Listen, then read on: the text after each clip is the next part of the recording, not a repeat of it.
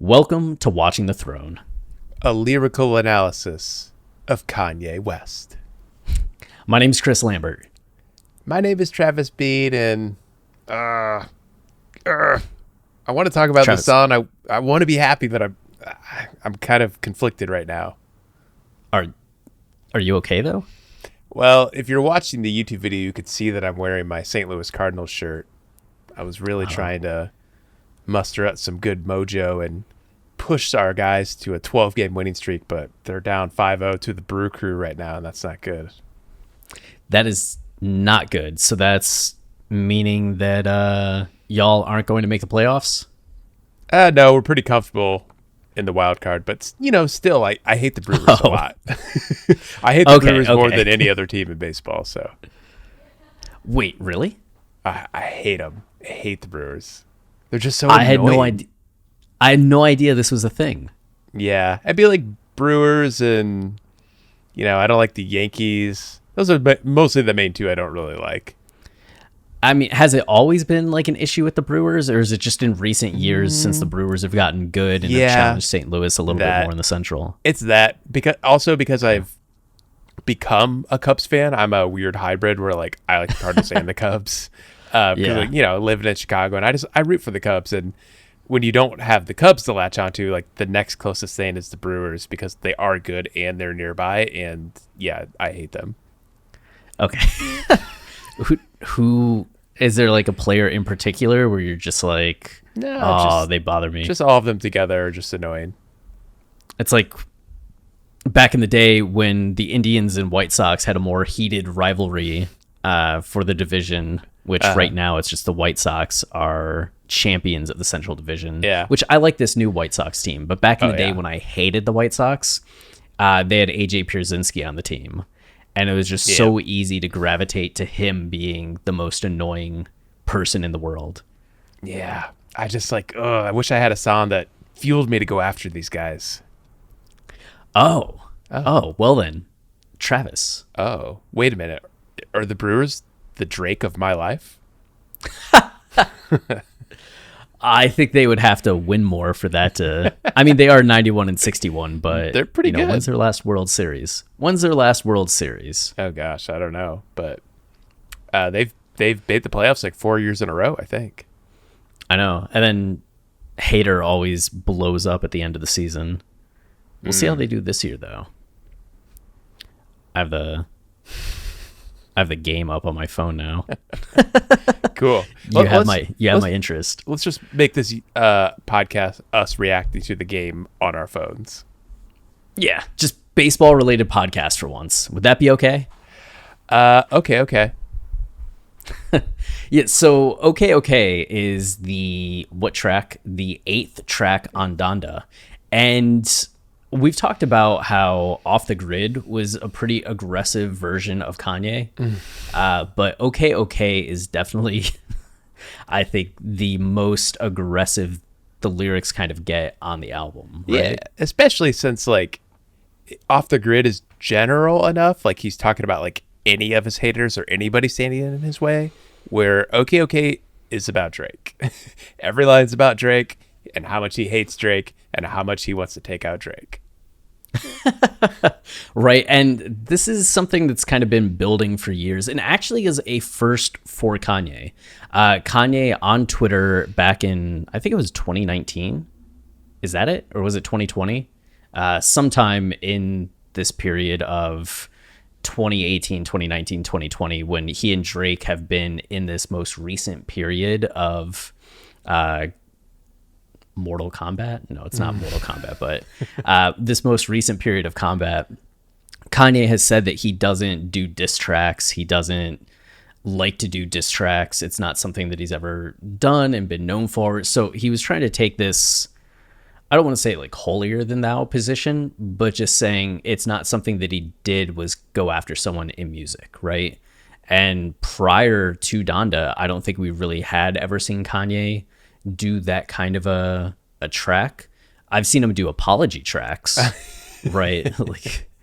Big Brother is very much an apology track. And maybe you could say No Mistakes is a little bit of a diss track. It was the most kind of diss track that Kanye would do, where that's even Right. him being like, I'm not going to fight you. Yes. Like, I'm angry with you, but I'm not going to fight you. So it's still like a soft apology or like edged apology. Right. This song, and maybe even Jonah, we talked in yesterday's episode that Kanye's verse on Jonah could either be like stern dadye, Right. kind of talking to younger artists like Dirk and Vori, you know, like, you're not going to get involved in street stuff, like gang stuff. I know that people get hurt, you've lost people close to you, but you need to like not pursue any kind of retribution or vengeance or anything like that. Like, you're not going to smoke an op pack because it's not funny, you can't get money. And there's a way to take the last half of that verse that's just, when someone's working with Kanye, they need to be respectful, they need to be focused, and like focused on the work, which would just be kind of dadye setting some boundaries. Right. But it's also possible that he is just talking to Drake. And we speculated that that was a pretty valid reading. And I think by the end of the episode, I was pretty convinced that that might be the primary reading, especially heading into OK, OK. Like, and when you're on tour, bet you check in. So it's talking to Drake, right? When he goes on tour, he's going to these cities, and I bet he checks in with Kanye because Kanye has guys in all of these cities in America that are willing to go to work and potentially harass Drake, harangue Drake. And when you text, change the beginning of every word, you will speak to me with only no cap. So now he's setting ground rules for how Drake is going to talk to Kanye. Me and your big homie go back, and homie don't rap, you don't know me like that. Which is Kanye essentially saying, like, I know people who aren't just in the rap world, but are big deals that are involved with you. You don't know everything about me. And I at least should have more respect from you because I'm homies with like someone that you respect, which could be Jay Prince. We speculated. So you have that as context heading into OK, OK, where Kanye is just really going in on Drake. And Right. It's a little bit of a reverse from Jonah, where on Jonah you had Vori and Dirk talking about people that they lost, and Vori more so than Dirk talking about how they're focused on music and trying to avoid going back to the streets, trying to avoid going back to that life. I just want to make music. Where Dirk is this middle ground where he says, you know, I could be the cleanest millionaire. I'm from the mud still. I'm still feeling this like rage. I'm still ready to get down, and I'm drop my own location so the people that killed my friend could find us. And it's been months and they still haven't. So he's willing to try to get revenge, which is one of the reasons that Kanye is kind of stepping in that third verse. But on OK, OK, you have Yachty and Rooga really coming through with feelings of betrayal, right? And this idea of focusing on yourself is kind of being thrown to the side because you're upset over what people are saying about you, the ways that they've wronged you. So it's a song that is very much concerned with being slighted and responding to those slights, which is at odds with some of the like godliness, some of the holiness that Kanye had been putting forward, that energy through some of the early parts of the album. It's, I think, an example of the tension we've noted from the angel on the shoulder, the demon on the shoulder, like angels and devils, where the demon, the devil, is starting to win a little bit. Yeah, when we brought up the Drake stuff at the end of the Jonah episode yesterday, we recorded it yesterday. I had a little hesitation to it because initially, yeah, I read those lines and felt like, oh, these could be Drake disses. But then I look at the song, and the song's so heavy and sad, and people dealing with loss in their lives that I was like, it can't be about Drake. Like, it just wouldn't make sense. But the more I've thought about it, and more I've thought about what the album's doing structurally, especially given what you just said about, the godliness of the album and being a good Christian, like, I actually feel like I can start to see a storyline forming where this would make sense on Jonah, where you hear these verses, you hear Vori like just pouring his heart and soul out for Jonah Ware, like so sad that he's gone. And then Lil Durk transitions from losing his brothers and feeling sad about that to feeling anger and wanting to drop his low so they could find him and like wanting to get revenge.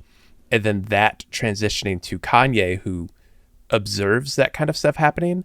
And the reason that kind of stuff happens is because of the feuds that ignite, because of the betrayal that exists like behind the scenes, like all these things that happen that bubble up and create something bigger and something worse, something violent. Yeah. And I feel like maybe that's what his verse is really getting at, is him observing what Drake's doing, if it's about Drake, observing what Drake's doing and realizing like, this isn't good. Like you shouldn't act like this. So in a way, like he's still being stern, yay, dad, yay, but also like really leaning into Drake, like you shouldn't do this, you should do that. Like it's going to influence like these younger guys in my albums, like this, like see what's happening to their lives. Like, why are you trying to foster something like this? So when you look at the album structure, I think this all makes a little more sense, because the beginning of the album finds Kanye meditating and trying to channel Donda. Then we have several songs where Kanye's trying to will God into existence and, you know, breathe on his songs and help him solve his problems. But as the album moves along, I think we see Kanye learning to channel the spirit of God and learning to fix his own problems. So instead of looking for God every step of the way, you just know that he's there guiding you to, you know, to act Christ-like and fight for what's right. So I think we're in this transitionary part of the album. Transitionary? I just made up that word, I think. Where we're getting towards that, but we're in this middle ground now, which I think we've noted after Hurricane. There's a bit of a change in tone and pace, where all the songs start to feel very real and at home and visceral, like in the moment. And we see Kanye like trying to maneuver his way through these real problems. And it makes sense to me then that Kanye would be a little antagonistic here and would be thinking as like, what can I do in my position to help people? And for Drake, all he has really is anger, because he sees what that kind of negative energy can do to the world and do to people in his life and do to people in the hip hop industry. So with all that said, I read his Jonah verse as a diss on Drake. Like I can now see it fitting into the Donda journey, and slowly Kanye's going to be working his way out of that mindset. Like he still probably doesn't like Drake. That's not going to go away. But what can change is his demeanor and the way he approaches the situation, and how he lets it affect him as a person and where he goes from this interaction. When we've talked so much about the dynamic of the angel and the devil, right? Or God and devil, angels and demons, and how that's a motif, and how we see on the album that there's a darker early portion and a brighter ending portion, which is something you were pointing out. And you would expect then to see these dynamics kind of play out. You need to have lows in order to have the highs. You need the contrasting elements. So it makes sense that you do have this period or stretch of the character on the album or the emotion of the album reaching a nadir in terms of the worst examples of the behavior. You need some stretch of that in order to set up the best examples of the behavior. And it would seem that, you know, praise God at least is the beginning of something. Jonah, Okay, Junior, Believe What I Say are all songs that are a little more critical of people, right. Of other people specifically, leading then into 24, Remote Control, Moon, Heaven and Hell, where Kanye is in some ways really like starting to get his stuff together. With Heaven and Hell being a real transition and tipping point, leading then into this last stretch of songs from Donda to No Child Left Behind. But you mention how Kanye's talking about Drake on Okay, and how different that is from how he's talking in the final portion of the album. And Pure Souls is another song that has what seems to be very clear Drake references at the end, where he talks about every day I put my life on the line to feed the whole clan. Personal worth is not what a person is worth. I can give $1 to every person on earth. Man, it's got to be God's plan. Which now you're getting two lines that refer to Drake, as the giving $1 to everybody was a Drake line, and then God's plan is a Drake song. But now Kanye is moving beyond like the call outs that he was doing on OK, right? The direct challenges, the direct statements. So you're getting this Drake reference, but it's no longer about Drake, right? Mm-hmm. It's just kind of stepping past Drake, stepping by Drake, and stepping beyond Drake while still referring to him. So it's almost like acknowledging him and acknowledging the beef, but no longer directing this negative energy towards it, but instead channeling some kind of positive statements after or out of it. So I feel like Kanye has this portion here that's so like angry towards Drake, because later on in the album he's going to have a portion that's so over Drake. Yeah. And it's strange talking about, I mean, we are talking about an album narrative. We're talking about art and structure. Like, yes, it makes sense that Kanye would do this so we see a change in the character. That's how any good story should work.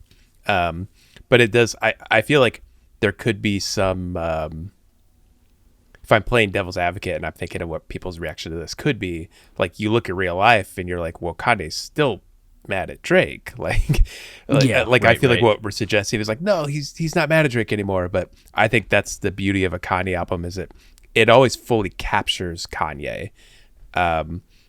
Which, not to speak too much about the bipolar disorder, I don't think that has a ton to do with this, but I think Kanye's always been smart to like note that about himself, that there are different facets of himself that rise up and bubble up and come out, and like we see different versions of Kanye, and it's because he's fearlessly himself. Like sometimes you do naturally gravitate from one energy to the other.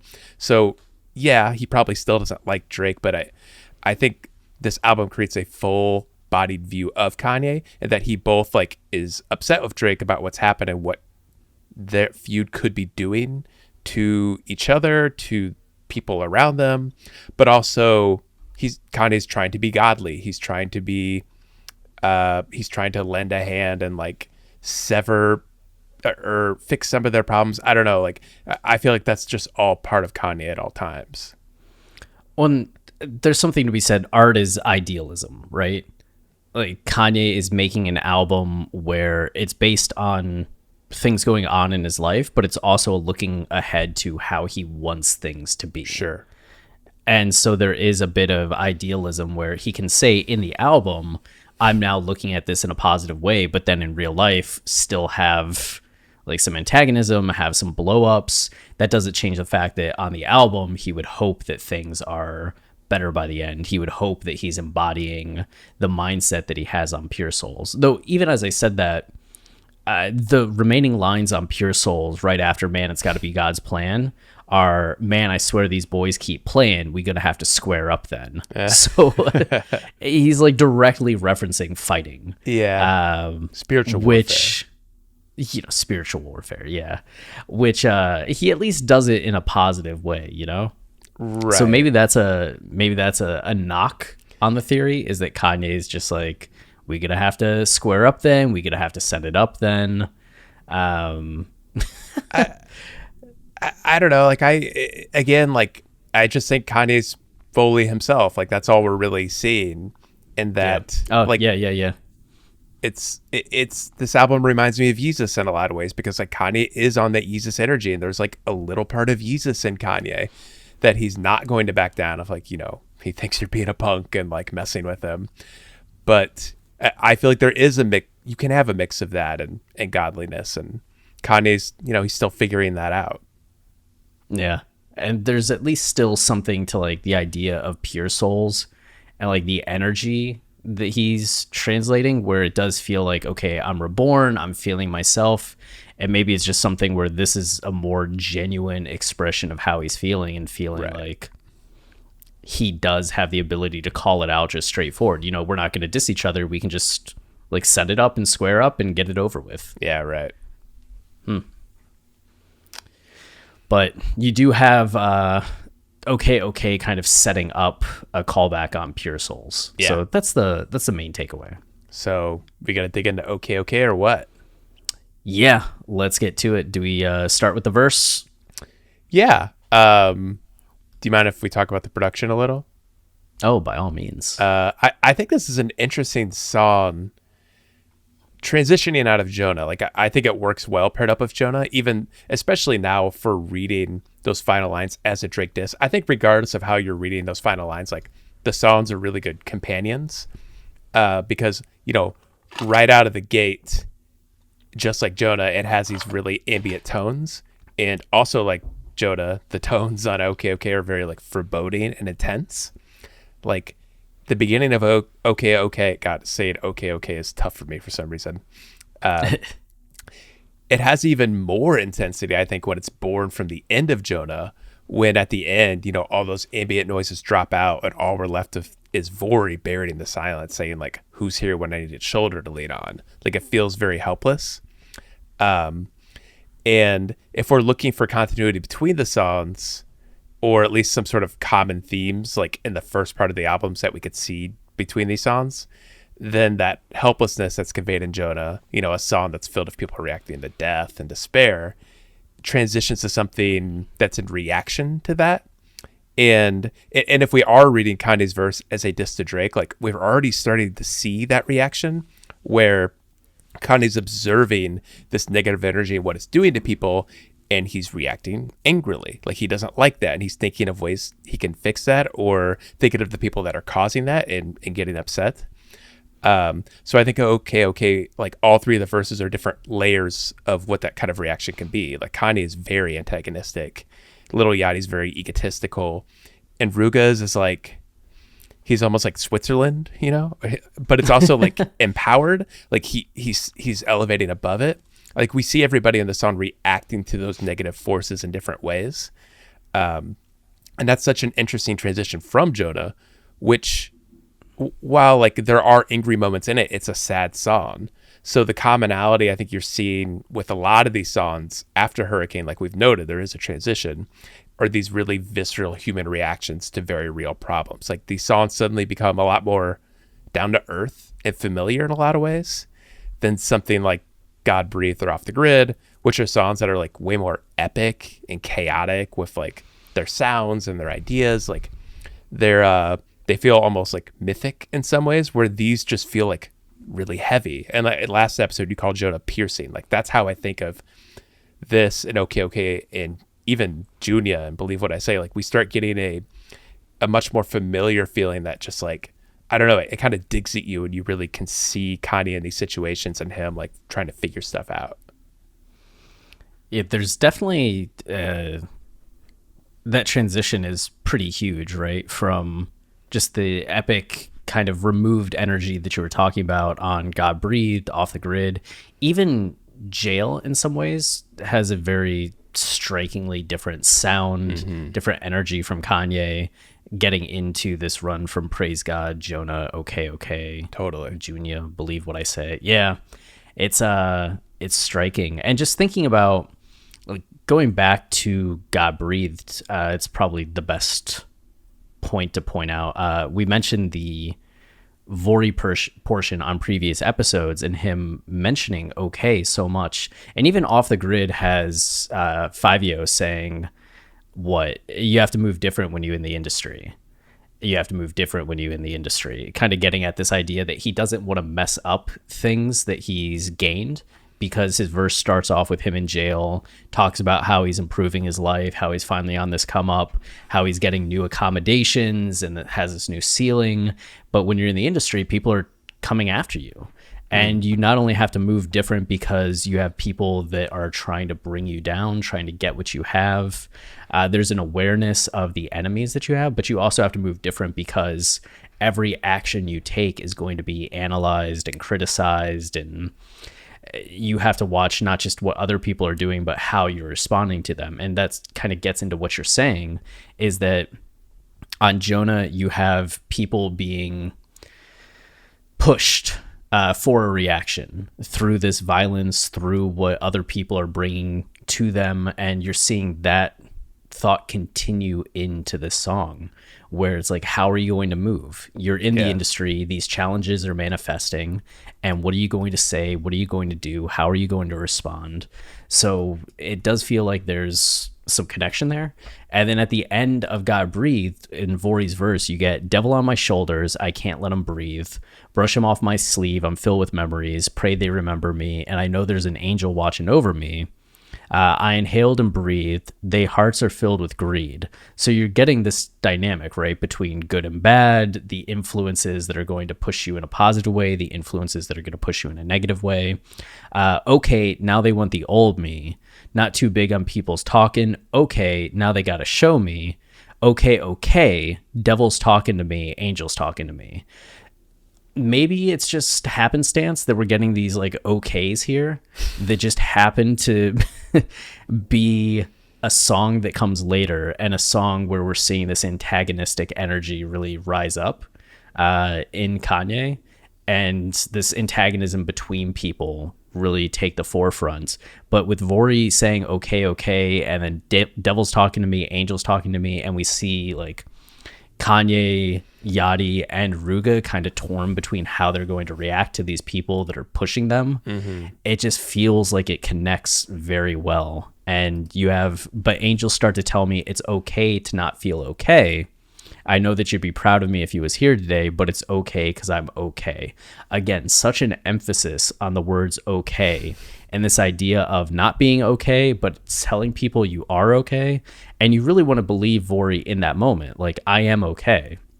But even on Vori's verse in Jonah, he's talking about how hard it is. Like, there's just certain shit you can't forget is one of the things that he's saying as he's thinking about his friends who have been killed, Jonah Ware.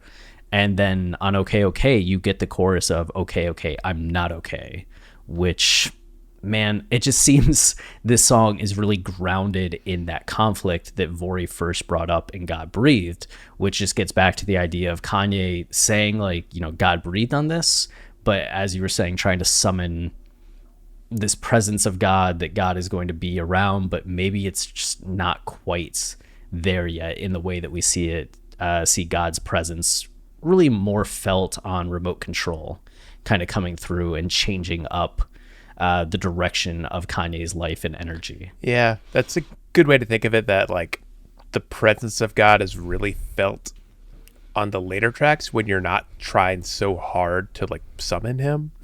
Like, that's, to me, is the beginning of the album, and why there are a lot of like, and it fits with the production completely, like why there's a lot of brash noises and like creepy tones. Like, it's a little more chaotic because like you're in a chaotic headspace and you're trying to like, that's where we're starting the album. Like you think of Donda, and then like you open your eyes, you're in the real world and everything's crazy, and it's a slow gradual transition to like giving yourself over to God, which happens in the middle towards the end of the album.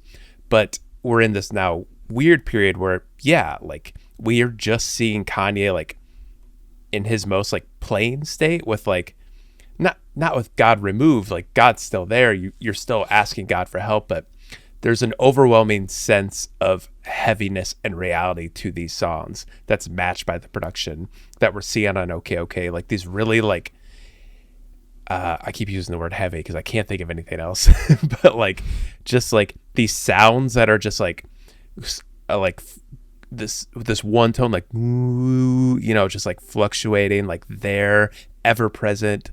It's a much here I go again, heavier feel that's just like, it's there, it's overwhelming, it's just interesting because like that is such a noted transition from what we have heard and then what we will hear, that this section of songs like seem to have that general tone, and they bleed in and out of each other, and are kind of getting at a lot of the same ideas, like dealing with negative energy in your life, and as we're seeing on okay, like specific people, Kanye talks about a specific person on Believe What I Say. Like we're just seeing somebody like kind of getting a dose of reality, I guess, and learning how to maneuver within it. You'll be happy to know that the Cardinals just got out of a bases loaded jam with 2 outs. I'm well aware. Before that, though, they had the bases loaded with 2 outs and didn't get any runs. Oh man. So both teams had bases loaded in the 5th and just couldn't do anything. It's torture.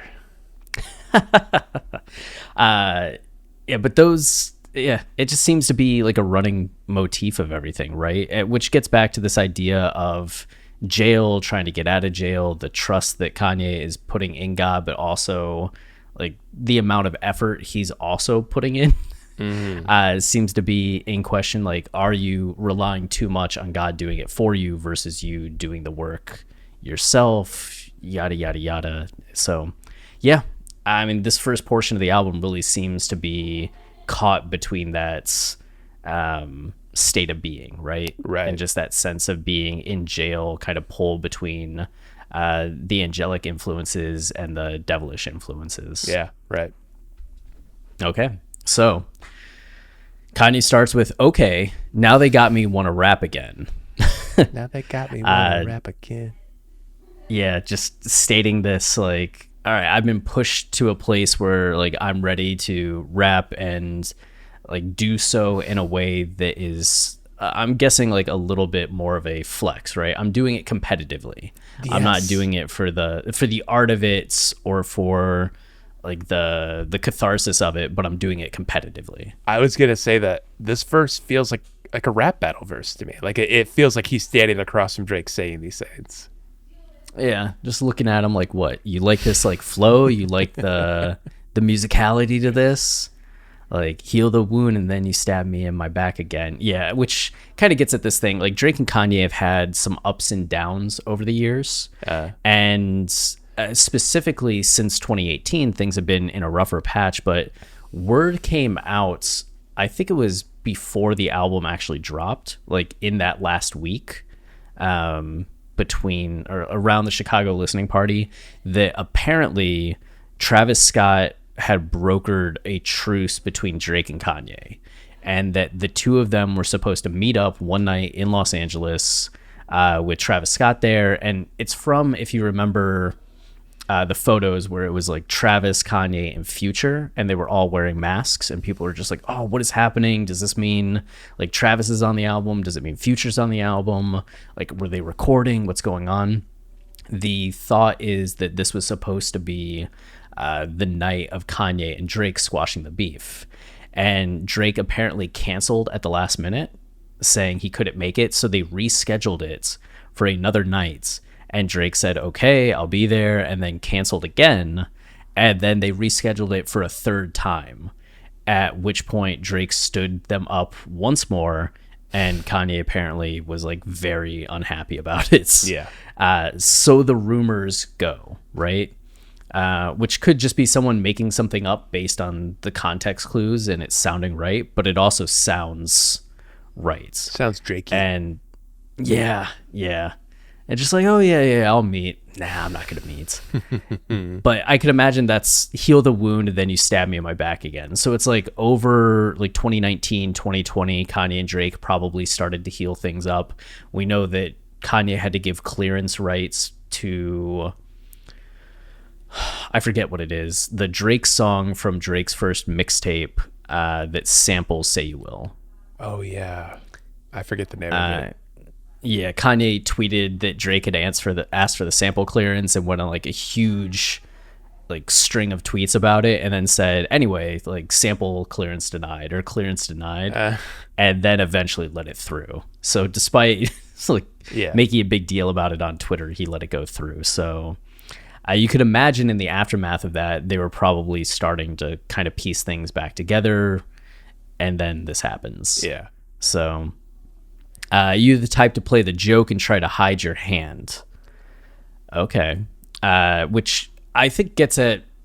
So there's a deeper context to this, but I think if we're just doing the superficial reading, just within the context of the song, it'd be the kind of thing where Drake tries to play things off as a joke when he's saying some disses, or just in the idea of sneak dissing.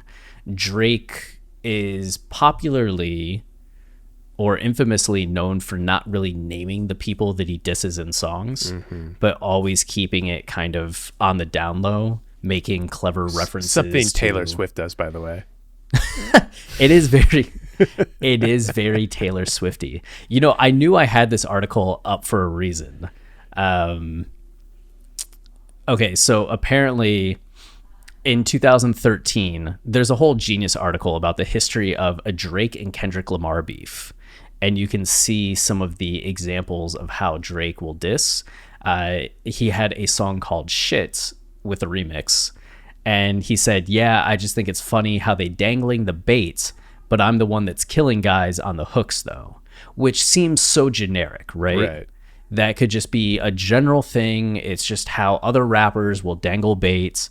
How does that relate to someone specifically? But then Drake had given a interview to Vibe magazine that took place before the song came out. And Drake says, mind you, I never once said Kendrick's a bad guy or I don't like him. I think he's a genius in his own right, but I also stood my ground as I should. And with that came another step, which then I have to realize I'm being baited and I'm not going to fall. So it's just that idea of Drake realizing he's being baited, saying that in the interview, and then using how they dangling the baits, but I'm the one that's killing guys on the hooks, though. And then even acknowledging in the interview, I never said Kendrick's a bad guy. As in any of the times I have done these subliminals at Kendrick, I've never once called him out as a person. It's just always been about me standing my ground. So he's acknowledged that previous lines were about Kendrick, and just about Drake kind of standing his ground. So, like, the type to play the joke and try to hide your hand gets into that kind of subliminal dissing that Drake does, but it also ties into the song Elements by Kendrick Lamar from Damn. I was wondering why you brought up Kendrick.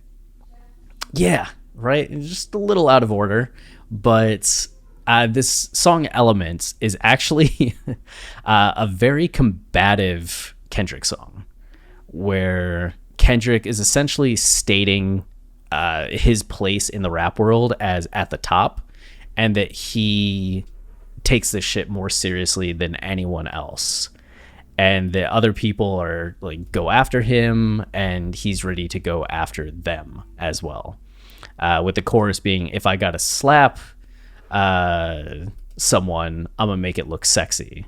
If I gotta go hard on someone, I'm gonna make it look sexy.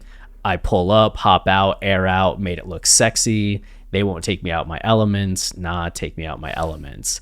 So he's just going to, like, in very clever and awesome ways, like, make sure other rappers are slapped down, and that they, when he goes hard on them, like, it sounds good and looks good. Yeah, right.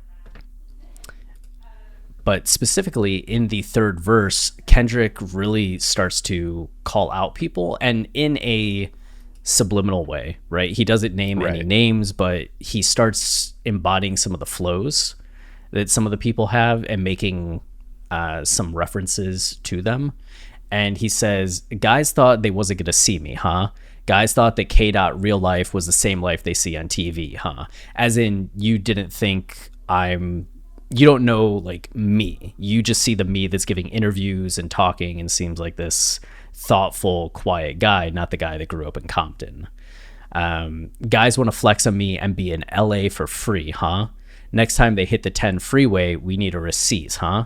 Because most of y'all ain't real. Most of y'all gonna squeal. Most of y'all just envy, but jealousy gets you killed. Most of y'all throw rocks and try to hide your hand. So that's where that comes from. Just say his name, and I promise that you'll see Candyman. Such a good line. Famously from the, what was it, like a 1991 movie or something? Yeah, early 90s. Yeah, the Candyman, you'd say his name 3 times, and this guy would appear. He had a hook hand. I mean, the Candyman movie's out now, so the remake or the sequel, like soft relaunch sequel, has the same premise of don't say his name. Mm-hmm. But Kendrick's like, yeah, if you say my name in a song, which all of you are too scared to do, yeah, like, you'll see me come for you, and like it'll be murderous. Yeah, which is what he's saying, but he's daring them to, but they just won't. Because it's all in your eyes. Most of y'all tell lies. Most of you don't fade. Most of y'all have been advised. Last LP I tried to lift a black artist, but it's a difference between black artists and whack artists. Damn. Damn. So yeah, it's like not directly about Drake, but given their history and something I didn't really, I didn't know Drake and Kendrick had beef, but after reading the Law article today and realizing they've had beef for a while, because I always think of like, you know, Poetic Justice or what's that ASAP song? Fucking Problems. Yeah. I was like, oh, they're like cool with each other, but I was like, oh, but that was 8 years ago. What's happened in those 8 years? Like, oh, a lot apparently, and a lot of like, sneak dissing, and it sounds like Drake dissing, not necessarily dissing, but like treating Kendrick very blasely in interviews, like he's not that great or whatever. Like, just directly commenting on Kendrick in a way that you kind of realize, like, oh, they probably don't really like each other that much, and then to realize here on Element that Kendrick's, I mean, I know Damn, you know, front to back, I love Damn, but I never realized that on Element he was directly talking about people, and here it really does, because that specific line, Hide Your Hand, it does reference a Jay Electronica line, but if you stretch it more broadly, like, you could see how it applies to Drake, who like sneak disses people and just kind of low key talks down about people. Like, here Kendrick's deciding to go the other direction, to go like full bore and like attack him. Yeah, there was something in an article that we saw, I think it was a Chris Mensch Genius article, that was talking about this verse, and it was saying that the lines from "Wanna Flex on Me and Be in LA for Free," next time they hit the 10 freeway, we need a receipt, are talking about Drake living in Los Angeles now. And it's like, oh, he thinks he can just be here after dissing me and not have to pay like tithe to me or like royalty to me. Tithe. It's referencing the song For Free, right? That Drake's on with DJ Khaled. Yeah, there was a Drake song called For Free. And the line from that song that Drake says, and like your boy from Compton said, you know this dick ain't free, which isn't necessarily a diss, but you could then see why Kendrick would then be referring to it, because on the song For Free, where he talks about Kendrick and says the word free, now Kendrick is here saying the word free in reference to, you know, the people in his life that are annoying. Yeah, and there was something about like he's using a similar flow that Drake uses in a song. In 1 to 100. Or 0 to 100, sorry. 0 to 100. So it seems like even though he's not calling Drake out by name in this verse, he's at least doing enough in terms of subtextual references that people can pick up on, oh, it's Drake. Yeah. And he's not saying names because he's saying, like, you say my name first if you really want to take this to the place that you wanted to go. And so if you're getting specific and zooming in, as you said, like Kanye using the try to hide your hands, like it would be specifically a Jay Electronica reference on Elements. So is that right? But if you just kind of zoom out to the fact that Kendrick is calling out people that have dissed him in general, and Drake happens to be one of those people, then it's just Kanye making a reference to Elements rather than a reference to like the specific line on it. And Kanye is in this way calling out people that have dissed him the same way that Kendrick is aware of that and calling out people on this song. So it ends up being Kanye's pseudo elements, like his element light, or a version of element that he is doing. Yeah. Which cool. I think it's great because we didn't really talk about how the production changes here. Like it's a lot like Jonah again, where the same ambient tones stay underneath the vocals, but just one new sound is introduced that kind of like matches the energy. And here we get this thumping bass, and then Kanye is in line with that. Like, I think both Kanye and Fivio make it a little more. We haven't even talked about Fivio. Yeah. And, you know, Kanye, he's speaking very quickly at this even pace. Like we said, like it sounds like a rap battle. Like he's lecturing someone or talking down to someone who's annoying him, who's being fake.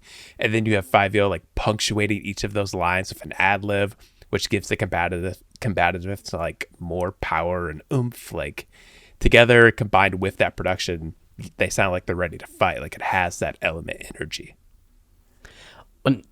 it feels like, I mean, 5 I just think about how he was talking about, like, you got to move different when you're in the industry, like these people wanting him to like get torn down. Like, so much of his verse channeled a kind of energy that I feel like Kanye bringing him back here. It might just be because 5 was around and like, hey, do some ad libs on this song. Right. But it also feels like he's bringing back kind of energy that 5 had on Off the Grid.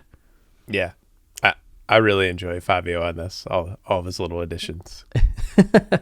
Bum. Right. Right.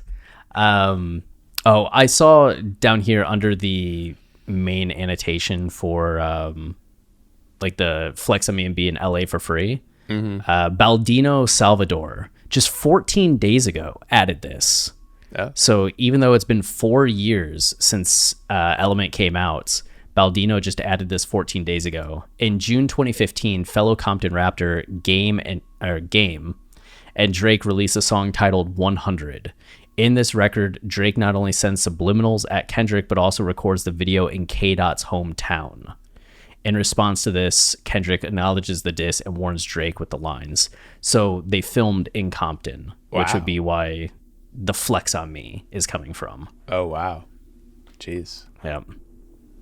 Drake. Yeah, I wouldn't mess if I just wouldn't mess. You're messing with the two Kendrick and Kanye. What are you doing? I know. I saw a tweet earlier that was like Complex talking about what's the better third album, Nothing Was the Same or Graduation. Like, people just need to stop putting Drake in the same like conversation as Kanye and Kendrick. It's just not.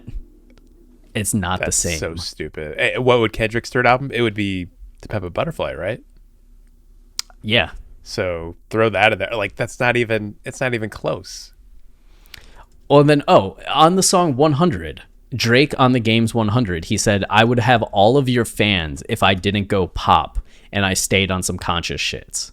So, like, okay. Drake's even acknowledging that he just goes, like, pop and isn't. Yeah, that doesn't sound like a flex to me. Yeah, like, oh, yeah, I sold out. Like, okay. Okay. Man. All right. Wow. So, okay. Yeah, you the type to play the joke and try to hide your hand. So Kanye, and the last connection to Element, if you're like, is it a call out to Element or a throwback to Element? In the Wash Us in the Blood music video, there's one shot of a guy laying back on a street looking like bloody, or kind of like getting up, almost like he has a head injury. And that's from the Element music video. So Kanye, not the same thing, right? Wash Us in the Blood isn't necessarily like a diss track, but he watched the Element music video, used a photo or an image from the Element music video. It just feels like he wouldn't be unaware of that song and what that song's doing, right? Yeah, so a reference to it is, I think, very likely. Yeah, great music video, by the way, if anyone hasn't seen it. I feel like it's been a while since I watched it.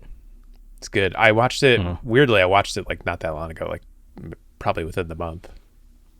I'll have to go back to it. Okay, try to hide your hand. Not the type to come around and try to play your friend. You the type to play the joke and try to hide your hand, not the type to come around and try to play your friend. All right, that's a little confusing. Because he's saying you're not the type to play your friend. Right. Which feels like, all right, so you're a rat bastard, but you're at least not like a traitorous douchebag, I guess. Right. I guess play your friend makes it sound like you're faking being a friend, but maybe he's just saying like you don't try to come around and be an actual friend to me. Yeah. Right. Try to play your friend, or play. Maybe it's like, instead of try to play your friend, try to play the friend. Right. Could be. Or that's, at least, maybe even if he's saying your friend, that's the implication of it. Right. Yeah. You're not the type to come around and try to like play the friend, be the friend, et cetera, et cetera. Mm-hmm. You the type to cut the grass and snake your bestest man. So like you're that. Just like a snake to everyone. Yeah. Even your best man. But like, how nice of him to at least cut the grass, you know? I don't know if that means like you smoke with people. Like you're the type to come through and you like hang out and smoke with people while you're like doing snaky shit. Oh, I didn't think of it that way, but I just think of a snake slithering through the grass. Yeah. Double entendre. Yeah, I like it. You get the literal cutting the grass and a snake, but then the figurative like smoking and snaking. There is some drug use going on in the song later, so that would make sense. I'm the type to close the deal and cut my guys in. So yeah, like I make big things happen and bring the people around me in, while you're the kind of person that like sneak disses, doesn't come around as a friend, and if you do come around, you're like acting snaky and just using people. Oh, one thing we didn't talk about, I actually found this really interesting. God, where is it? I wish I could find it on Genius. But there was a meme, I guess, a while ago of Drake, the type of guy that... Did you see this? Oh, I forgot about those. Yes. Yeah. So it's definitely like referencing that at the same time, which makes this diss way funnier and better.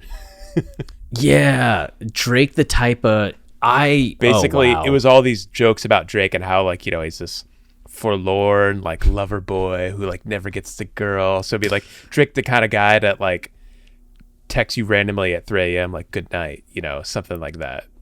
Yeah. I just found one that was Drake, the type of guy who sets his alarm for 11:11 to make a wish. Yeah, just shit like that. Oh, that's so good. Wait, there's a whole subreddit. Oh, really? A subreddit for this? That's awesome. Yeah, wait. I just want to real fast go to the top posts of all time. Here we go. Top posts of all time. All right. Drake, the type of guy to make the sound of the animal cracker before eating it. That's pretty good. I do that too, though. Okay. Oh God, some of these are a little too. Drake, the type of guy to wiggle his figures and say, "Ooh, don't mind if I do," at the sight of free donuts. Ooh, I also do that. Am I like Drake? I think so. Am I Drake? I think so. Drake, the type of guy to say, "I bet the plants are loving this" when it's raining. I wouldn't do that. So we draw the line there. Yeah. Drake, the type of guy to tell you to read his card before you open the gift. All right, one more, then we got to move on. All right. Drake, the type of guy who calls timeout right before being tagged. Okay, I'm glad we ended on that one. Yeah. That's good. Okay, wait. Can I say one more? All right, more? one more. Drake, the type of guy to get into a pillow fight and die. Jesus Christ. Like, could you imagine? Oh my God. What would have to go wrong? It's a pillow fight.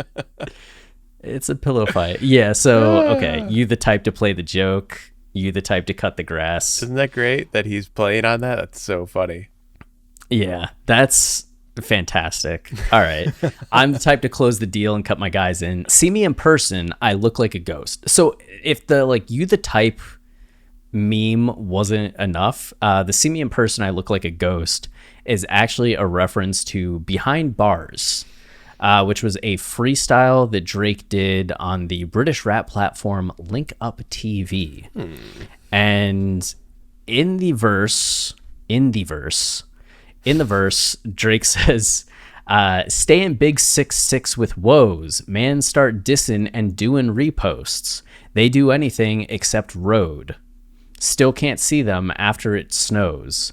I don't have time for the waste man jokes. Personal ting if I'm getting up close. Loyal to O because I've taken an oath.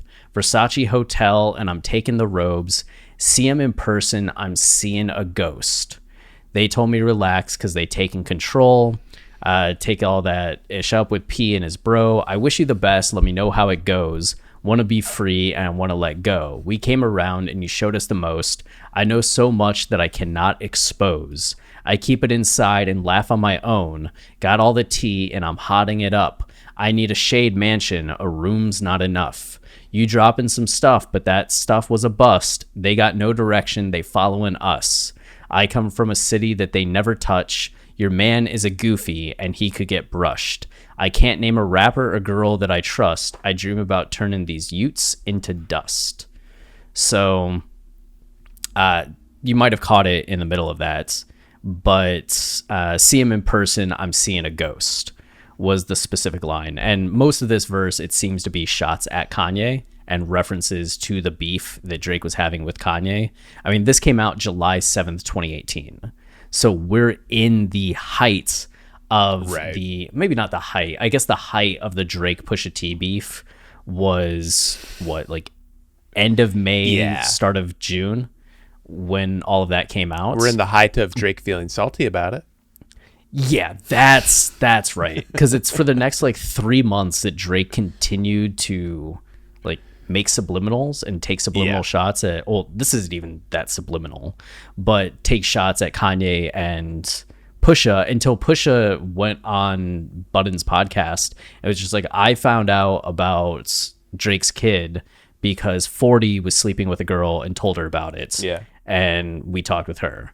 And even though Drake never acknowledged that's what happened, after Pusha said that, he stopped talking about all of the stuff, at least like as explicitly as he had been.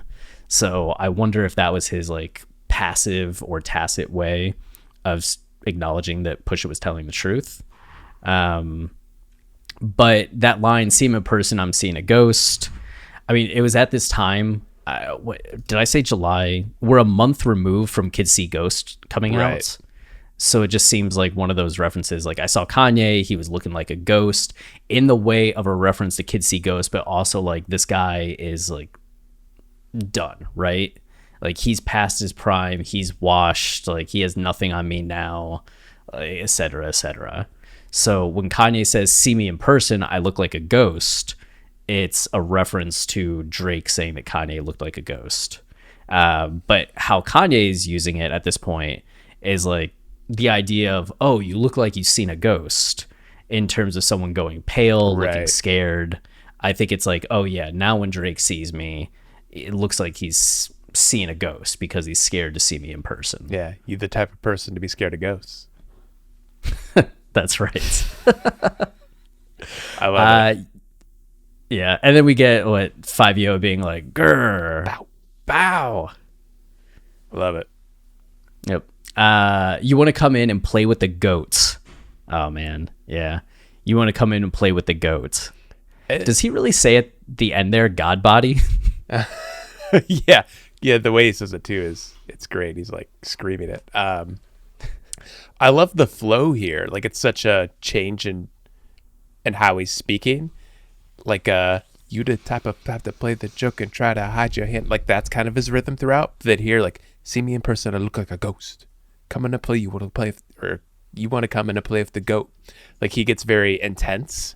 It's cool. Yeah. Like it's again another great instance of Kanye like creating a personality and this character you can see and like forming in front of your eyes. It's cool.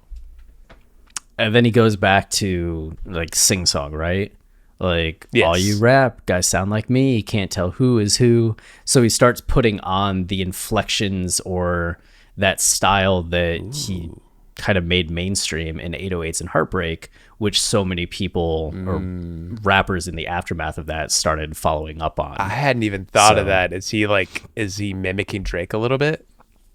I think so, which kind of goes back to like Kendrick and Element, right? Yeah. Where Kendrick starts putting on some of the flows to kind of point out who he's talking about. Wow, I like that. You got no real identity, can't tell you from you. Which I know somebody's thinking like, well, what about like Kid Cudi? Like Kanye got that from like Cudi and, oh my God, T-Pain. Oh, right. Like he wasn't the first one to do it, and it's like, yeah, but he was still the one to popularize, make it what it is. Yeah. Price went up. Oh, and like you got no real identity, can't tell you from you. I love the you from you because it's usually should be like can't tell like you from who, or like who from who, but saying you from you is just making it sound like, yeah, like you from you from you. They all look the same, that they're all just like you. Well, I thought, like, yeah, I can't tell for you from you. Like, it makes it sound like he's talking about several people, which he could be, like, that many people have, like Drake have, like, kind of aped his style over the year. But I kind of thought he was just, I mean, this whole verse is just about Drake. Like, he's just talking about Drake here.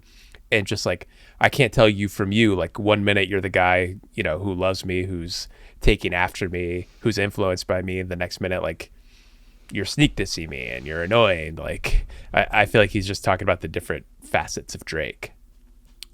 I could see that. I think the reason taking it to the plural is just because he starts the section with all you rap guys sound like me. Right. Yeah, that's true. Yeah. It's plural. Oh, God, it's plural there. Right. Yeah, I guess you're right about that. Which sounds like he's being a little more condemning of like the whole. But it could also just be like, as you're saying, like Drake being two-faced all the time. Like, which one of you is you? Yeah. Like, are you the person that's doing this or the person that's doing this? We do see that kind of with Drake. Like, there's times where he's acting like the supreme tough guy, and then other times he's running on the basketball court to be hugged by his favorite NBA players, right? Right. Which, there's nothing wrong with the joy that we see Drake have a lot of the time. It can be very charming, very refreshing. It's just in conflict a lot of the times with how like tough he tries to sometimes portray himself as being. But then it could also be like, you can't tell from you, like you sound the same on every album kind of complaint that people levy at Drake. That would be true. Right? Like, you know, you sound the same on this album as you sounded on this album. Like, are you doing anything different? You've made the same album 4 times in a row. Oh, weird. And then Kanye saying price went up, angel investor, which, you know, my literal brain had a little bit of an issue at first because it was like, wait, an angel investor? Is he saying he's the angel investor? At which point, like, why would his price go up? Mm-hmm. Because wouldn't it be the price of the thing that he's investing in? But then also, I guess, like, it's his price, like his cuts in investing in someone. But okay, then it's also like his price went up because he has an angel investor. Yes. Which would be a literal angel investor. So he has like God investing in him, the angels investing in him, and that's why his price keeps going up in terms of his personal wealth. I could also see it a little bit as Kanye saying like, you all sound like me. It's almost like Kanye's their angel investors because he's the one that helped them get going. We do know that Kanye gave production to Drake on Thank Me Later. Forever was Drake's breakout song and kind of his mainstream like coming out party to the world. And Kanye contributed to that as well. Kanye directed one of Drake's first music videos. Like, there was a lot of, as much as Wayne was a huge mentor for Drake, Kanye did invest in Drake in some way. So it's possible that he's saying in some capacity, like, yeah, I'm an angel investor for so many of you, and my price just went up for what it is you owe me and like what I'll do for anyone in the future. Yeah, I definitely think it's a double entendre of the last two things you said. An angel investor is somebody who's really rich and invests in like startups. So yeah, it's definitely playing into that, and probably more so the second one, as we're seeing, like, if you're thinking about the album narrative and where Kanye's transitioning and how he thinks of himself as an angel investor, like he's someone who's very godly and like helping people around him, like he's starting to get into that rhythm. Yeah, which is something that comes to the forefront later, but it's a little more double-edged. Yeah, right. Which, yeah, so it works in this part of the album pretty well. Yeah, because it's like tied to that sense of ego. Like, oh, the angels invested in me. Like, I'm going to do great work later. Yeah. And then we get the chorus, okay, I'm not okay, which, so we've talked about this as Kanye admitting that he's not okay. Like on previous episodes, we've been like, he's saying everything's good here. He's acting like great, but we know on okay that he's saying I'm not okay. And it's not so emotional here, right?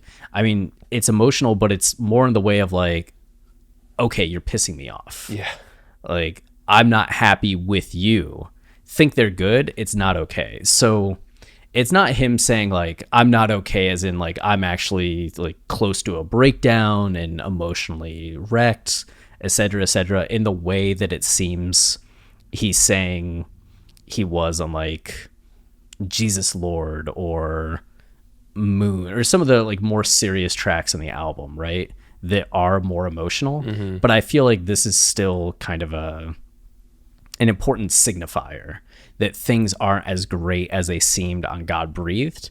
And now he's saying, okay, I'm not okay, as in I'm angry, but then it continues on and we realize, no, he's really not okay. There are these like deeper insecurities and pains and frustrations that he hasn't been dealing with in the best way. So it's one of those things that in the moment of the song, I think it's just getting at like his anger at these other people. But in the context of the album, it's still getting at the fact that up to this point, things haven't been as okay as Kanye's tried to make them seem. Duality. Our favorite thing. I love it. Yeah, great explanation of that. Thank you. So think they're good. It's not okay. Like these other people think it's all good between us, but no, it's not okay. Think they're good, get out the way, which I love that transition, right? Like they think they're good. Not only like they think they're good as in like, oh, I guess you could read it that way in that first version too. They think they're good. That's not okay. Right. But I'm taking it more as like the interpersonal. They think we're good. Nah, things aren't okay between us. And then think they're good. They think they're good at what they're doing. Yeah. Watch it. Get out the way because like I'm about to go through and show you. Yeah, right. So then we get Lil Yachty. Yay. Which I do like how inverse of Jonah this is, where actually this is reading way too much into it. It is kind of an inverse of Jonah. I was going to say something like that. Yeah, because Praise God, you get Travis, then Kanye, then Baby Keem. And then Jonah, you get Vori, Lil Durk, and then Kanye. And now you're getting Kanye, Lil Yachty, and Rooga, which is just, I guess it's at least nice in the most superficial of ways that Kanye is at least being aware of his positioning on these tracks and making sure that it's not the same thing every time. He's not coming in at the end 3 songs in a row. He's not coming in at the beginning or middle 3 songs in a row, but they change up. But then specifically Jonah and Okay, you have a little someone in the middle and then Kanye at the end of the first one, at the beginning of the next one. And I didn't think about the little part. Yeah, and on top of that, like just the change in energies, like there's such a, to me, like such a noticeable change in what everyone's talking about and like their tone and their demeanor from 1 to 2 to 3 in both a negative direction and a positive direction. Like it keeps like moving. You could see it like cycling back and forth between songs. Yeah, and that includes Praise God, right? Like Travis Scott is in more of the ego role on Praise God, where Kanye's in more of the neutral role, and Baby Keem's in the more of the like, I'm up and coming, I want to make things right, like let's get right. Where the next 2 songs aren't really them getting right, but maybe you have to work through these negative emotions to get right, you know? Yeah, again, that's just part of the album. Like that's reality. You don't just like, oh, I should be better, and then everything you do moving forward is great and Christ-like. Like the humans are complicated. You move in and out of these energies.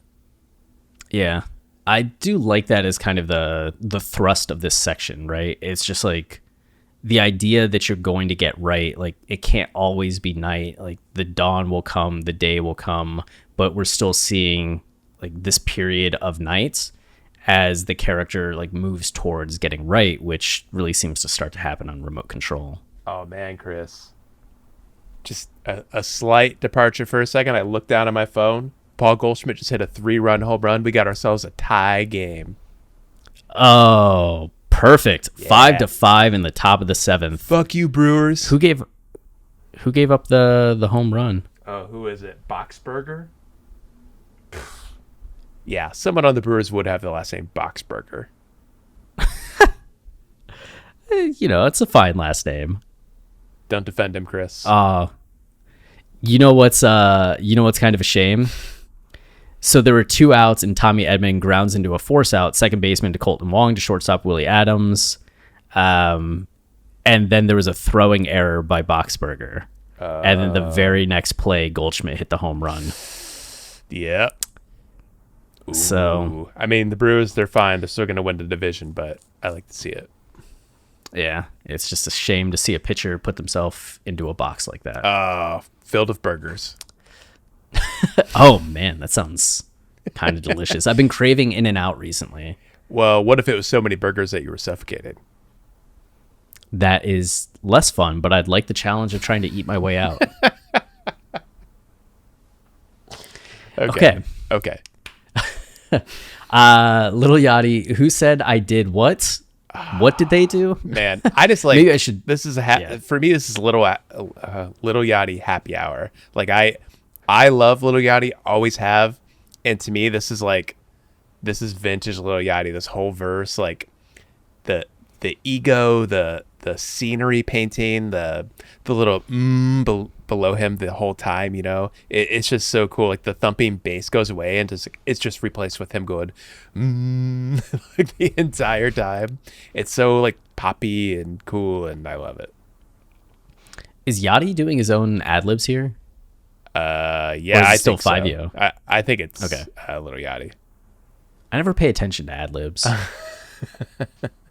Okay, so we get Yachty, who said I did what? What did they do? Which immediately grounds us, right, in the same kind of confrontational person versus person energy that Kanye had in his verse, right? Mm-hmm. So Yachty's channeling it in a different way, but still getting at this idea that people are saying stuff about you, that there's this conflict. Why the hell you hating so damn hard? About to sneeze. Ooh, bless you, son. Thank you. Someone must... Ooh, okay. You're allergic Why the hell to great bars. Right? Just to haters in general. Why the hell are you hating so damn hard? Someone must pay you. They don't keep me round because I'm straight truth. So this idea that people are hating on him so much and so focused on it that they must be paid to do it because that's how much time they're investing into it. And then saying that other people don't keep him around as much because he's straight truth. He tells it as it is, which can cause some issues when you have someone that's like telling you stuff that you don't want to hear, even if it's the truth. Right. My dog locked up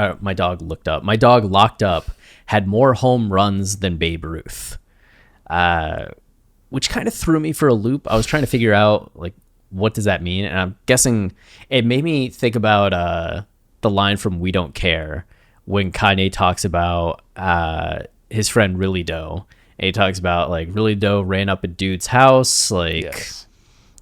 And it's just like, oh, so is this talking about like breaking and enterings, like running into somebody's home to take something? Oh yeah, I guess that could be it. Home runs, yeah, you're right. That could be it. I read it as like a runner, like a drug runner, but basically, no matter what he's saying, he's basically saying like these home runs. Like he had so many home runs, more than Babe Ruth, that eventually he got caught.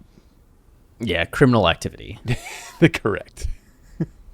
He had more criminal activity than Babe Ruth. Yeah. It's also worth noting here that the bass comes back in, so now you have like all three of the antagonistic elements at play, like the bass, and then like the production. Would you describe it as heavy? I would. Actually, I was on thesaurus.com looking up alternatives to heavy so I could stop saying it. You got like depressing, you got gloomy, dark, burdensome, tedious, all the kind of energies at play here. Brooding, seething. Yeah. I should have just asked you. You're a human thesaurus.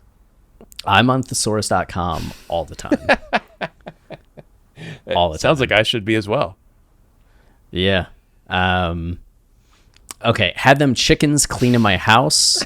I love that line. Which He's just got some women cleaning his house, you know. It, I told him be of use. Oh, you think it means women?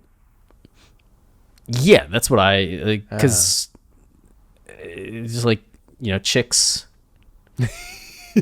Chickens. I got the. Yeah, he's just playing on it. Chickens, clean it. I think going for the flow a little bit. But Yeah. did you think chickens? Oh, well, I didn't think it was literal chickens. I thought maybe it was a play off the previous line where like his guy, and this is just because I read home runs as like drug running. So like his guy gets caught and then he like cleans his house and he has like people that do it for him, like be of use. And then if I see disloyalty, we cut him loose. Like I need people in my group to like watch my back and have my back, won't snitch me out or anything. I kind of saw these lines bleeding together, and I guess I read chickens as, I don't know, just like underlings, like people you manage, who you're the boss of. I don't know, something like that. He would be the rooster and have his chickens. Yeah, sure. I mean, I guess I don't know exactly what the line means. I could be completely wrong, but that's how I read it. I could see that like image, like that would make sense to me. Like, you know, you have a friend get locked up, you have people come and make sure your place is clean so the same thing won't happen to you. And that gets into the disloyalty, right? Yeah. We get to come loose. I was viewing it in a far more crude manner. Yes, you where could he's talking definitely. about like kind of like So Appalled, right? With Kanye talking about like what is it? The why am I blanking on So Appalled lyrics? That is like I'm appalled. I'm appalled by myself. Okay. Keep you on call. We above the law. What? Dogs that'll chew a fucking hole through the wall. Need more rubbers. Bad bitch. Housekeeping. Yeah, that was the next line. Oh yeah, you're right there. Where I just did it's not on the lyrics that came up on. Housekeeping. Am I freaking out? One time, make I it losing make a my bad mind? bitch sneaking. Yeah, housekeeping. I mean, goddamn, one time let it be a bad bitch sweeping. Oh yeah. So just the girl that comes through the sweep, like let her be bad one time. That's kind of how I took it a little bit. Is like, you know, I have these chickens cleaning my house. They're like these bad girls. I told them be of use. Like let's go the extra mile with all of this. Right. In terms of sexual activity between them all. Sure, sexual activity, of course. I think any way you're reading it, like the important thing to note is just like the character he's creating and the intensity he's surrounding himself. Like he seems like a boss, like somebody you don't fuck with. Yeah. You don't fuck with his crew. Like that's really what he's trying to create here. Yeah, I think that's the easiest way. However you take like Yeah. the specificity of those lines, like yes, the important part is getting the impression of Yachty as someone in control. Which is cool. Like it's a cool addition to what Kanye's done. Like Kanye is just like all the power is radiating from him and going towards one person. And Lil Yachty gets a little more general and like just talking about his general aura and his guys, and it lends the song a little bit more color, I guess. Yeah, it branches it out in some other directions while still he grounds it in that antagonism at the very beginning, but then starts ramifying from there. Yeah. Having my hands around her neck, grip tight like a noose, which is getting back to sexual activities. Tell you a story with a bad ending because I'm not a Seuss. Yeah. Which is kind of dark following like hands around her neck line, right? Which is just like, did that not? No. But it's just the kind of thing where he talks about knowing a lot of bad things that have happened, right? He's experienced them. He's been part of them. The tales he's going to tell or can tell aren't these happy, uplifting things in the way that they are for Dr. Seuss. He's not that kind of person with those kinds of experiences or those kinds of stories to tell. Yeah, you could connect a lot of these lines, like we already did with a few of them, but I think generally a lot of the lines are disconnected and they're just like little snapshots of him. So like, yeah, you're right. Like that doesn't necessarily have anything to do with like got my hands around her neck. Like it's just him telling you that like my life's, you know, been hellish and like I know a lot of bad things. Yep. I mean, which even goes back to the penultimate line, right? She told me to go to hell like I ain't been yet. So, passing around girls to the thugs for an immunity boost, which just... yeesh. Is that what that means? Yes. When he says passing around, that obviously it's believed. I guess, yeah, he could say bitches, and I guess that makes sense. Am I not supposed to say that? You can. It's just... I'm just reading the line. Yeah. I would never use that word in real life. But it's with the next line, double cup filled to the top with serenity juice. I just thought maybe he was pass around and then that part's bleeped because drug references have been bleeped in this album so far. So I just thought he was talking about drugs. I mean, it could be. It's just, it was in the context of the, like chickens cleaning my house, hands around her neck. Chickens are women, yeah. Yeah, if we're reading that, right? So you could start to form an idea that this is referring to that kind of thing. Yeah, okay. Yeah. It's so funny that my mind just didn't go there at all. No, well, how progressive of you. I'm pro drugs. So let's make that clear now. Yeah. So regardless, he's sharing. Sharing is caring. Yep. Double cup filled to the top with the serenity juice. Yeah, which is like what, referring to like lean that's going to make him feel calm. Yeah. Or kind of just get him messed up. Moment of silence. Rest in peace to Juice. Juice WRLD passing, of course. Mm-hmm. If they say it's up, I don't need a truce. As in, like, send it up, right? If they're saying that it's up, if something's about to go down, like it's on, then I don't need anything else. Yes. Like, let's go. Yeah. Everything I do is solely for the broken youth, which, you know, he's just trying to be inspirational for everyone, show them that there's a way out from the life they've been like living part of, that you can rise above and go beyond, which is something we talk about in Kanye's discography a lot, going back to College Dropout, Late Registration, Graduation. All of those albums are a bit more connected to the idea of you can go from being like me, a kid in Chicago, to being like me, you know, Grammy award winning artists, like #1 album, #1 songs, like go get it. Yeah. It introduces a little, like, an interesting touch to this verse, which has mostly been like just somebody's ego, you know, pounding through the song, where suddenly here revealing that like you do it for the broken youth, which I think ties into what a lot of the beginning part of this album's been from a lot of the featured artists and from Kanye as well. Just this desire to do more for the community and to be an inspiration and to achieve something bigger in the face of like a lot of adversity.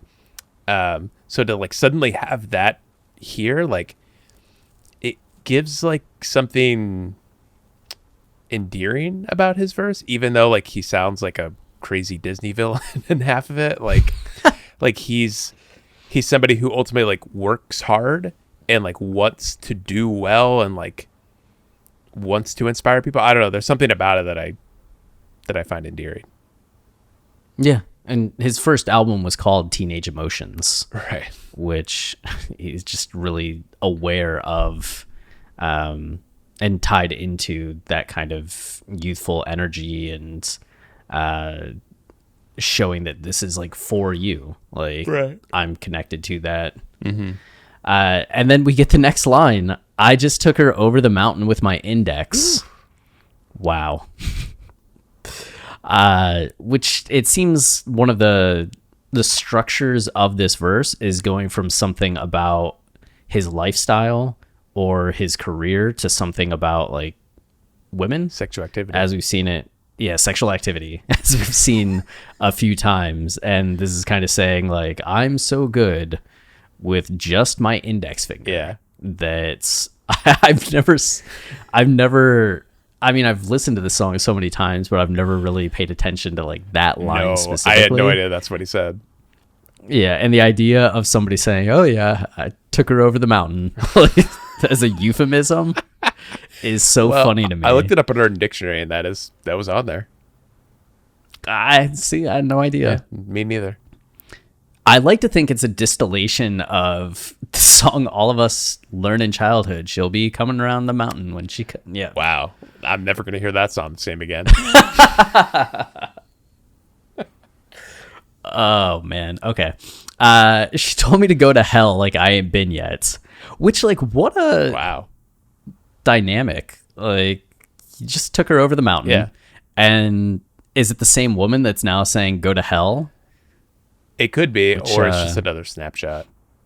Yeah, I like to think it's another snapshot. Like, he has this flex and then he's just talking about, oh yeah. Or it's just kind of getting at the idea that, you know, this is another girl that I like slept with and then kind of moved on from, and she was angry and she told me to go to hell. You can kind of see like a quick A to Z of this relationship, right? Yeah. She told me to go to hell like I ain't been yet, and goes back to our motif that we keep pointing out of artists referencing devil, demons, hell, which I wonder if that was a specific prompt from Kanye. Right. Just like, hey, make sure you mention hell. Make sure you mention like devil. Could you be a little devilish in this verse? Thanks. And I still put in overtime like I ain't win yet. So I still go like hard. I still work hard. I'm still going over the top to try to get more, even though I'm already successful. Yeah. Okay. And then we get Kanye, okay, I'm not okay. Think they good, it's not okay. And then Rooga comes through. Yeah, it's been plenty of times you closed the door on me, which another verse that gets back to this tension with somebody else, right? Mm-hmm. In Yachty's case, it was people talking some smack about him, and in Rooga's case, it's someone that's like closing the door on them when, you know, they might be there in a time of need. Specifically thinking about Jonah. And like, who's here when I need a shoulder to lean on? I hope you're here when I need the demons to be gone. It's not fair. I had to fight them all on my own. And you have Rooga kind of grounding it. Like, I went out to you when I was in need and you just closed the door on me, which also is a reference to Rooga's, what was it? July 4th, 2021 song called GD Anthem. Mm-hmm. Which Rooga is part of the Gangster Disciples in Chicago, which caused some tension with Lil Durk when this song got played at the third listening party. Yeah. Or so the rumors went, right? As Durk seemed. Well, I was just going to say the only song Kanye played at the listening parties that wasn't his own. Yeah, which, I mean, Larry Hoover is like the founder of the Gangster Disciples, or figurehead of the Gangster Disciples.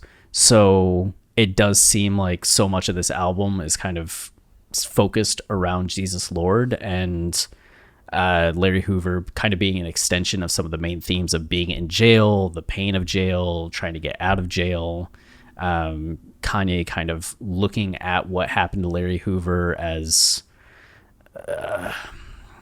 like a not like a warning, but a lesson for his own life, and also something that's wrong with how things are going in terms of just like imprisonment in society. Yeah. Well, in Trump's office, Kanye, you know, everyone said he was talking crazy because he was talking about like in an alternate universe, I could have been Larry Hoover, like I could have been in jail. He really does think of it that way.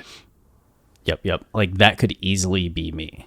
And this album starting with jail feels like he's really paying off on that thought that he expressed, right? Totally. So GD Anthem being an anthem for the fact that Gangster Disciple affiliated artists are finally getting some shine. There's rumors that for a while they were blackballed from being worked with, but at this point that's seeming to move on. And you could imagine Kanye being aware of that and feeling for that, and one of the reasons why potentially the GDs get such like a shout out from him on this album. But the chorus of that song goes, they done let the GDs in the door. They done let the GDs in the door. Like, they done let the GDs in the door, just over and over.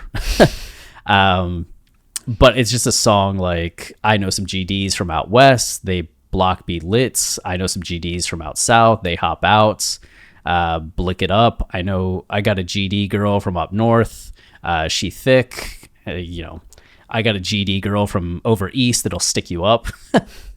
So just kind of shouting out the GDs in a way. So the fact that song is so focused on they done let the GDs in the door, him starting the verse with there are plenty of times you close the door on me, not just ties it to a dramatic situation that he's painting, like a fictional situation of a friend closing the door on him, but also the industry as a whole, in a reference to the song where, people were closing the door on GD artists, but now the door is open and they're letting us in. Yeah, like they were so big in the drill scene and were very much an influence in the industry, but like you said, the door wasn't being open to them. They weren't being let in because of their association with the Gangster Disciples, and yeah.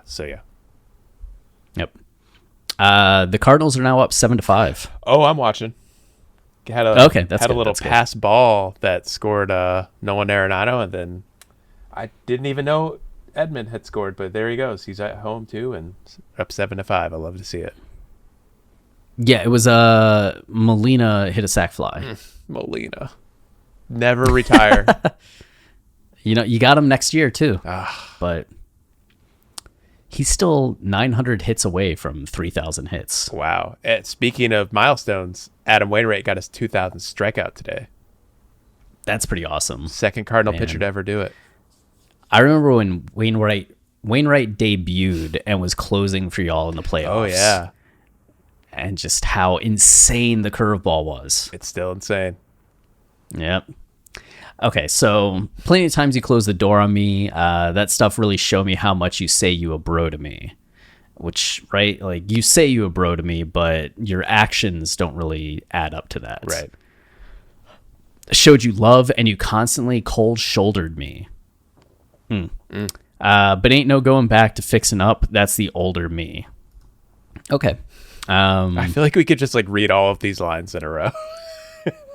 Yeah. I mean, it's a great verse. Just kind of getting at what it's getting at. Yeah, it flows well. It sounds good. It's on theme, but it's just kind of, it is what it is. Right. Well, we were looking at Rooga's, he has a little bio written up about himself on his website, and he talks about, the murder of FBG Duck, who was discussed on the previous song by Lil Durk.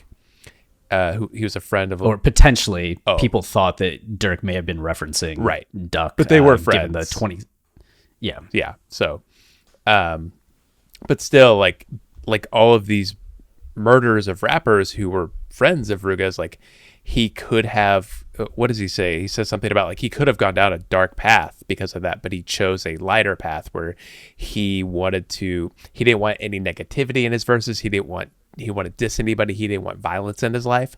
So he's trying to find peace within his life. And you could see that playing into this verse where he basically saying I see all these guys doing this and look, I don't want any part of it. Yes. Yeah, very much so. I'm not going to be that kind of negative rapper. I'm not going to focus on that kind of thing because, as we were saying up front, it's the kind of thing with Jonah, right? It's the kind of thing when you walk down that path of retaliation that negativity starts to flare up and violence can start to happen. Yeah, so it's kind of you could see it it's been a little bit of a mini journey between Jonah and this to see somebody who's rejecting that. Yes, and for the record, Dirk and Duck, I don't think we're friends. Oh, really? Yeah, because Dirk is BD and Duck was GD. Well, yeah. And There's also a line, Lil Durk disses slain Chicago rapper FBG Duck on Should've Ducked. Who am I thinking of on... Oh, Keen Von. Sorry, I'm getting FBG Duck mixed up with Keen Von. My bad. Yes, Durk and King Von were very close. That's who he's... Yeah. Ignore everything I said. Yes, but similar energies, you know? Right. So ain't no going back to fixing up. That's the older me. So like the old Rooga would have tried to repair things with this friend that's not being a friend, but the new him is just like, no, I'm done with all the fakes. I had enough of that. I done had too many guys stab me in the back. They say they with you, but they really put it on an act. That's when guys hit the fan, or that's when shit hits the fan, and all of a sudden all the facts show. So, you know, they're putting on an act, and then all of a sudden the truth comes out, and it's drama all around as you realize these people that you were counting on were actually people that you could count on. You got to chin up and show a guy tough love. So it's like you got to be stern with these people. You got to be tough. You can't like keep giving them the benefit of the doubt. You can't keep being the person holding out the olive branch. Sometimes it's tough love. Let them go without you just to show them what it was, right? This is what happens when I'm not in your life. We was so close, you would have thought we was blood. We got the same pain. We come from the mud. We mentioned on Jonah how there's been a few times where artists have just kind of repeated similar phrases across this album, which might be coincidence entirely, right? It's likely on an album that has 23 tracks, as many guest features as this album does, that you're going to have some similar lines and similar statements. But at the same time, there is also kind of a sense of duality, of mirroring, that it feels like might be a little more intentional. Yeah, obviously it might be intentional, but like to me, it's just like this is Kanye, like his in directorial mode and him painting like the scope of the album and like letting people know what he wants from them so it can fit into this section of the album. Like I can see him like pushing people in certain directions, and like we're just seeing similar language because of it. Yeah, right. Which would be Lil Durk saying, I can be the cleanest millionaire. I'm from the mud still, saying that he could, even though he's successful, he could still get dirty again. Like he can still go back to like street mode. And Rooga saying, we got the same pain. We come from the mud. So it's a little bit more of an understanding of the fact that like me and this person that I don't like both have the same background, right? And we're both like from this situation that can drive us to make certain decisions, certain choices that might not be the best for us, which kind of gets back to what you were describing from his website, where he's very much aware of how retaliation can take people down a negative path and doesn't want to go that route, which is why he doesn't necessarily try to channel that energy in his songs. Yeah, right. And in response to We Come From the Mud, I swear this stuff make me want to put my all in it. Like he's inspired to be as successful as he can be from all of this conflict that comes up. You can hear the pain because I put my heart in it. And that pain, that past comes through in the tone of his voice, in his lyrics. Most of these guys ain't real. They don't want to see me winning. Most of these guys ain't real. They don't want to see me winning. So it's just, you know, some of the people around me, they're not really putting out their true feelings. They're selfish. They're jealous. They don't want to see me succeed, but I'm going to succeed despite that. Yeah. And that's why the chorus then becomes, but it's okay. We gonna be okay. Right? So it's no longer like, it's not okay. It's this idea of like, all right, we'll be okay, which kind of gets back to Praise God too, with Baby Keem saying, let's get right. Let's get right. Let's get right. And here it's a similar thing. Like, all right, we're going to be okay. Let's get to the spot where we're okay. Only show up when we cut the cake, which does kind of call back to Welcome to Heartbreak in some ways. Yeah, I saw that genius note. I wasn't sure about that one. Yeah, I mean, you get Kanye on Welcome to Heartbreak saying, I'm about to sneeze again. Had to... Chris is allergic to cake. God. So this makes sense. Yeah. At his god sister. Oh, could you imagine? That'd be so sad. I would still eat it. But what was it? At his god sister or at his goddaughter? God's sister getting married by the lake. Yeah.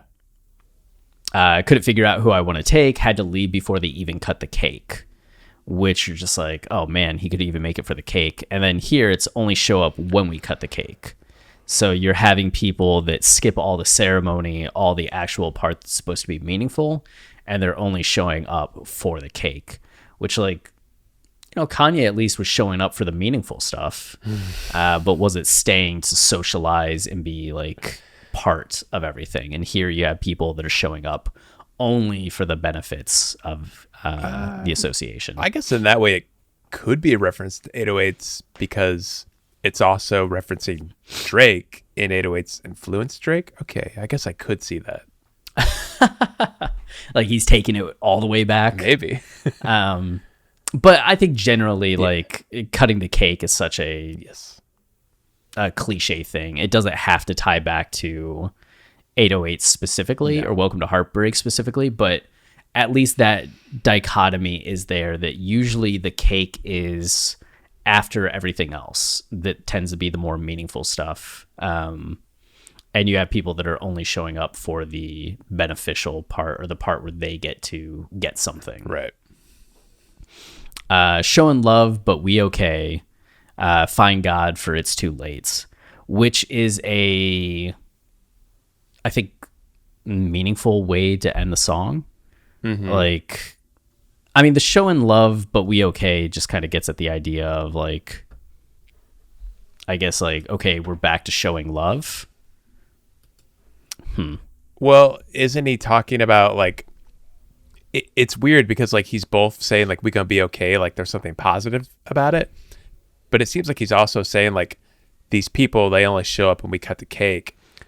Oh yeah, like showing love, and they just show love, like they show up at like this happy time and they show love. Okay, yeah. I don't know, it's kind of weird, like, but then but we okay, like I don't know why but would be there. It's kind of weird.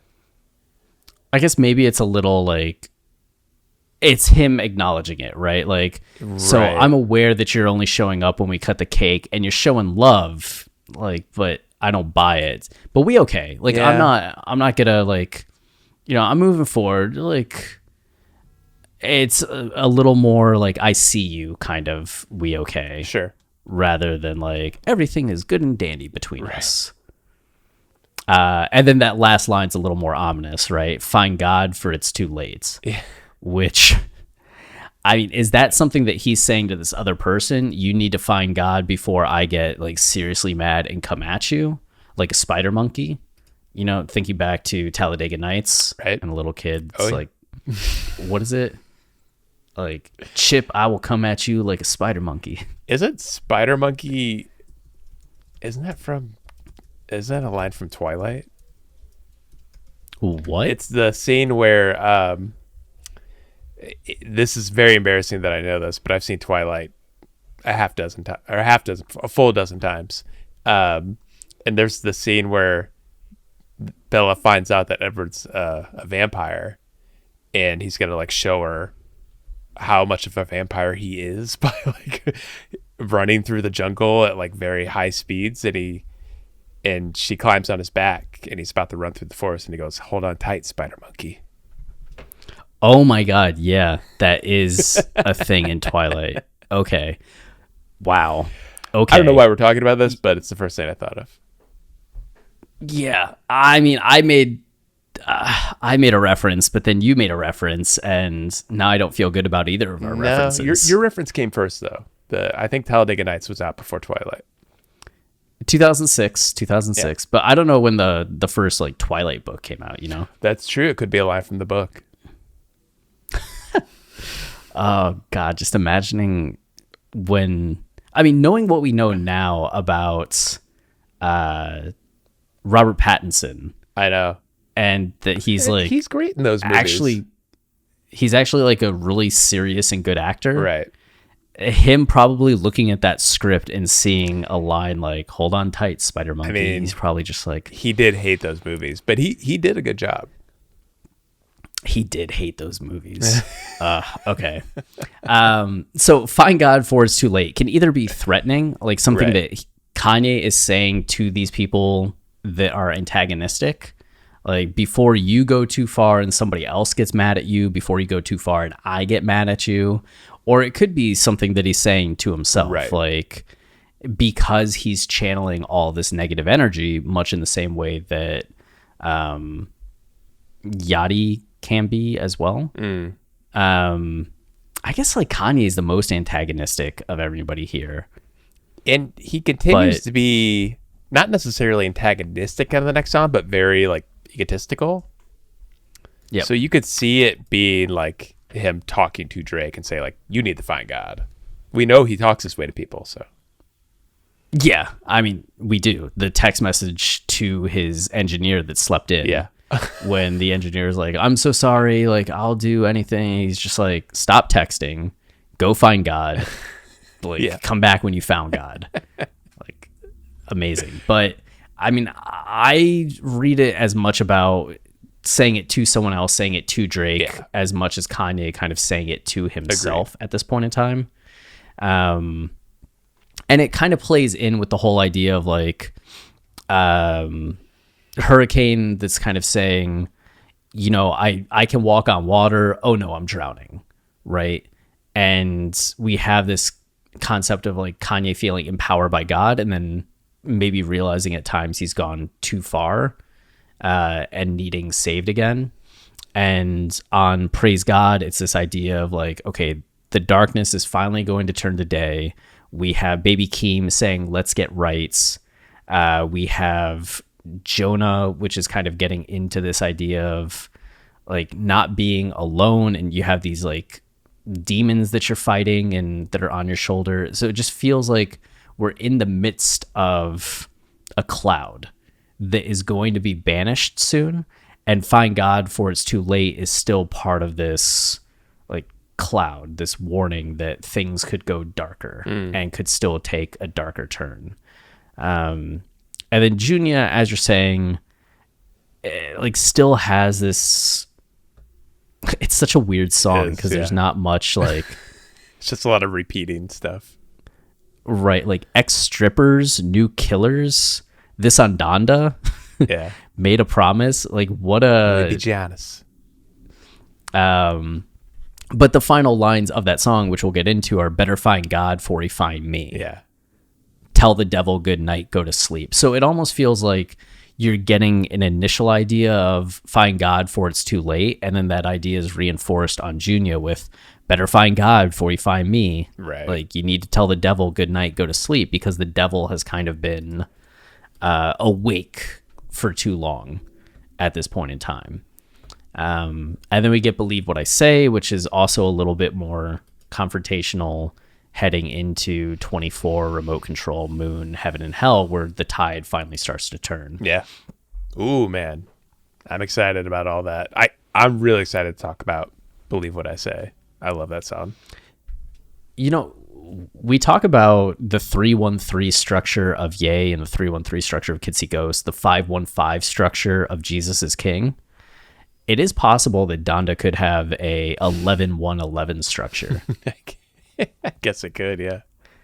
It's Donda chant to 24, then remote control is the tipping point, then moon through No Child Left Behind. It could be that. With an album this long, I think we're just seeing that, like, whatever the middle portion is, like, you could kind of stretch it out. Like, I don't know, this album seems to move in waves like that, where, like, a lot of it's bleeding into each other and succinctly, like, picking one or two or three songs to where it splits. Like, you could see, like, multiple interpretations working. Yeah, right. We've already talked about what somebody said, that there was like a 599. Yeah. We've talked about like a 959. We've talked about what 1319 and now 11-1-11. Yeah, we'll see. I like them all. Yeah, or it could be none of them. It could be none of them. But we'll be back with Junior soon. Yeah. Because we are taking a little bit of a break. Like I'm going on vacation and then you're going to be on vacation soon. So Junior won't be coming out next week from whenever you hear this episode, but probably the week after that. Yeah. In which time Travis will become a marathoner. Yep. And hopefully the Cardinals are in the playoffs and, just running amok. Oh, yeah. We're that close to the end of the baseball season. We are. Man. They're up 7-5. It's always sad when baseball ends. Ninth inning. What's the wild card looking like for y'all? So, we got it under control. I mean, Cincinnati's 4.5 games back. Yeah, they're about to be 5 games back. Are they? Oh, yeah, because you're about to win. Yeah. Okay. We'll see. We'll see. And then Phillies are also just kind of like in a weird Who place. cares about the Phillies? Ouch. Oh, yeah. Cincy's like 3 for the last 7. Phillies 6 for the last 4. St. Louis is 10-0. Yeah, they're about to win their 12th game in a row. Wow. Okay. So y'all have been on a streak. Yeah. But then you'd be playing the Giants in the first game, right? Giants with the Dodgers. Series. Oh, so you'd face the Dodgers in the wild card. Yeah. Oh, yeah, because the West still isn't decided, is it? No. Oh, no, they clinched. No. Nobody's clinched. They just clinched the berth. Yeah. Wow. Okay. And Milwaukee still hasn't clinched the division. Not technically, no. Wild. This is a great way to end this episode. I know. Just getting into postseason baseball nonsense. This will be. We'll continue this discussion in the bonus episode. Yes, of course. Which, our new podcast, Watching the Baseball. Yeah, a lyrical analysis of baseball. Okay. Well, until then. Yeah, stay wavy. Keep it loopy.